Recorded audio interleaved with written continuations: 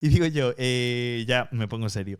¿Qué historia crees que representa un poco lo que nos vienes a contar hoy, no? Bueno, yo creo que lo estábamos hablando antes, no sé si a las cartas, ¿no? No sé si aprendizaje, un poquito punto de inflexión. Creo que sería un mix, pero si queréis, cogemos aprendizaje y la Venga. estrenamos, ¿no?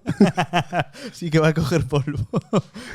Al final haciendo ahí las tarjetas, llevándolas a la imprenta, hazmelas en cartón pluma, así bien puestitas. Pero esto podéis Y, hacerlo con los invitados, ¿no? Vas a hablar de punto de inflexión y punto, y ¿sabes? te callas. Y es lo que hay. Y digo yo, aprendizaje, ¿por qué? O sea, ¿de qué nos vienes a hablar? Bueno, un poco como empezábamos, ¿no? Yo creo que la parte de estrategias de aprendizaje y compartimos, o yo desde el ámbito educativo creo que muchas veces hay muchísimas cosas y en la educación es difícil llegar a todo porque parece que eso, tienes que ser psicólogo, tienes que ser, ¿no? Pues tienes que dominar todas las áreas. Y yo, pues en mi, digamos, desarrollo desde que era adolescente, y fue uno de los motivos que me llevó a la carrera, fue entender qué pasa pues, en nuestro cerebro. ¿Qué pasa para que una persona pueda aprender más rápido que otra? O si es que hace cosas diferentes, o cuáles son las variables que influyen y cómo influyen, y un poquito lo que hablábamos antes, ¿no? En el caso de que tengas dificultades, ¿qué es lo que puedes hacer para realmente superarlas? ¿Hasta qué punto depende de aspectos que estén bajo nuestro control? No, etcétera, etcétera. Y digo yo, esta preocupación que te Ujú. vino, esta curiosidad epistemológica, ¿no? ¿De dónde, o sea, nació de una vivencia personal? Porque muchas veces nuestros intereses vienen de nuestras vivencias. Entonces, 100%. ¿hay alguna vivencia? 100%. A mí me jodía mucho que mi mejor amigo jugara a la Play más que yo porque yo tenía que estudiar y sacar las mismas notas. Entonces, eso fue como... Yo me acuerdo de quizás igual segundo de la ESO y ver que... Y hablando con mi mejor amigo, aquí de Coruña, ¿no? Y que claro, que él igual, pues leía una vez los apuntes y yo, a ver, igual me tenía que echar una hora para estudiarme eso. Y eso a mí profundamente me molestaba. ¿Quieres mandar algún mensaje a tu amigo en plan de No, odio? no, qué va. No, pero Qué sí va. que es cierto que yo creo que todos recordamos a esa persona que tenía cierta facilidad y después a la persona que ponía mucho más tiempo, igual no, los resultados no eran tan beneficiosos. He de reconocer que yo tengo que agradecer a una de mis mejores amigas, Paula, porque yo el día antes de los exámenes, yo era un desastriño en aquella época, le llamaba por teléfono, ella tenía la paciencia y la amabilidad de explicarme qué caía en el examen y en caso de matemáticas cómo se hacían las cosas. Me levantaba a las 5 y bueno, seguía las pautas que me había dado e iba zafando bien, un 7, 8 y iba sobreviviendo. Entonces yo fui de la parte afortunada y después ya Sí, sí, después ya sí. me curtí y ya me interesó aprender. Pero es difícil que te interese aprender de primeras. Sí, a ver, a mí me generó mucha curiosidad. También es cierto que, pues, por parte de mi familia, mi madre es bióloga, entonces también tenía mucho interés por el ámbito científico. También era otra opción que valoraba a la hora de estudiar la carrera. Y entonces yo creo que fue un poco el mix, ¿no? De la parte del aprendizaje, intentar entender el cerebro, o un poquito más, que no entendemos mucho, pero bueno, me parece fascinante ese aprendizaje y sobre todo algo que sea útil, como lo que veíamos y de lo que podemos hablar con estas prácticas y demás, ¿no? Entonces, eso fue lo que poco a poco en pues, los cursos superiores y cuando pues fui haciéndome pues más mayor, me llevó a acabar estudiando el máster que comentábamos de psicología aplicada. Que además en el máster eres premio extraordinario. Sí, O sea, estuve nada ahí. mal, ¿no? Bien, estuvo bien. La verdad es que fue de hecho, el año del COVID. Y para mí fue increíble porque me gustaban mucho las asignaturas. Ya en la carrera, digamos que la parte de psicología, bueno, y mi especialidad, la educación física, eran dos partes que, digamos, aquello que más resonó conmigo. Estaba ahí entre la parte de intentar pues, formarme en psicología deportiva o psicología del aprendizaje, escogí psicología del aprendizaje y la verdad que muy, muy interesante, me encantó. Y después de esa experiencia, ¿fue ya cuando te empezaste a interesar por el mundo de las oposiciones? O sea, empezar a enseñar o ayudar, acompañar a las personas en sus procesos de oposición? Digamos que fue una casualidad. ¿Sí? Sí, por completo. Yo, como te comentaba, era COVID, la convocatoria de las oposiciones se canceló, se pospuso al año siguiente, entonces yo me matriculé simplemente por decir, bueno, pues estoy matriculado, mi idea era presentarme ya, pero sí que es cierto que cuando acabó el año del máster tuve pues ahí ese momento de decidir qué hago.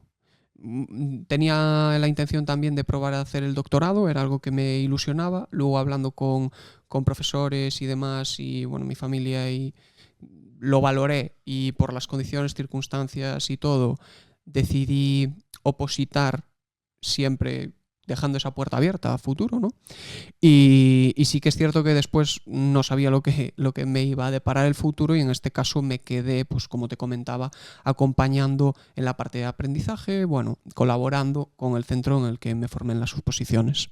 Y digo yo, por ejemplo, todo lo que has aprendido en ese máster, ¿tienes espacios y tiempos para aplicarlo en tu día a día en primaria, por ejemplo? Porque entiendo que la oposición es el día a día.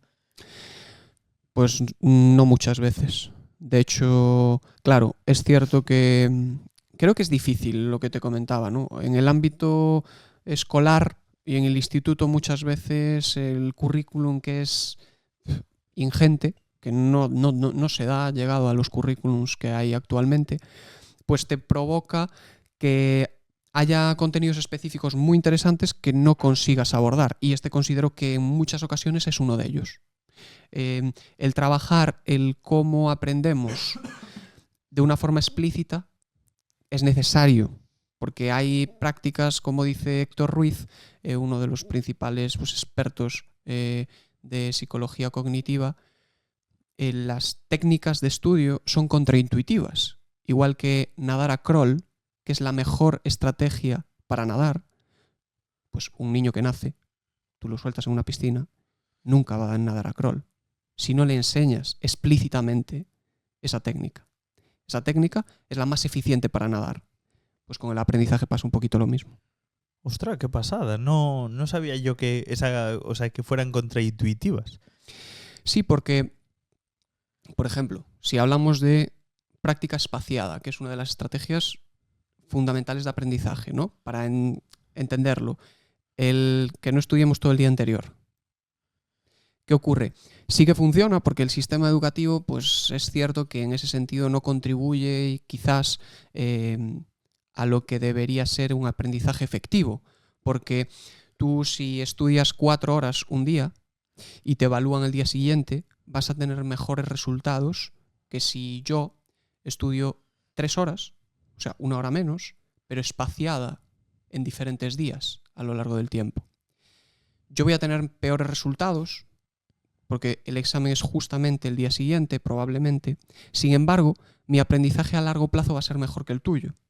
Esto es un poquito la aplicación de la curva del olvido de Ebbinghaus, todo lo que influye el sueño, que hoy sabemos que uno de los mayores avances en este sentido de la neurociencia del sueño es la fase donde se consolida la memoria. Y por ello, cuantas más fases de sueño haya durante el aprendizaje, pues la tasa de recuerdo va a ser más longeva. Es decir, que si yo tengo un examen súper importante al día siguiente, ¿cuál es la recomendación? ¿Dormir mucho? ¿Dormir poco? Depende si has estudiado o no has estudiado. Claro, efectivamente. O sea, si tienes un examen importante el día siguiente y no has tenido tiempo, pues a dragón a estudiar. Y así solucionamos más o menos todos, ¿no? Es cierto que el sueño debería ser algo que tienes que cuidar, porque es ahí donde se consolida, ¿no?, el aprendizaje. De hecho, en la memoria procedimental, lo que sería tocar un instrumento, hay muchos experimentos y evidencias de... También ocurre con los videojuegos, por ejemplo, donde tú estás en una misión, intentas superarla, no lo consigues. O estás tocando una pieza piano. Llega un punto en el que no consigues llegar a ese nivel de complejidad de la partitura. ¿Te vas a dormir? Y el día siguiente te sale de forma fluida. ¿En serio? Es así. Y esto funciona porque el aprendizaje, o sea, nuestro cerebro está trabajando de forma automática por la noche, y digamos que todo ese aprendizaje, ese circuito neuronal, se repite como un bucle, como si fuera un cassette. que por la noche se está repitiendo y facilita que el día siguiente pues estemos en unas condiciones más óptimas para ejecutar ese aprendizaje.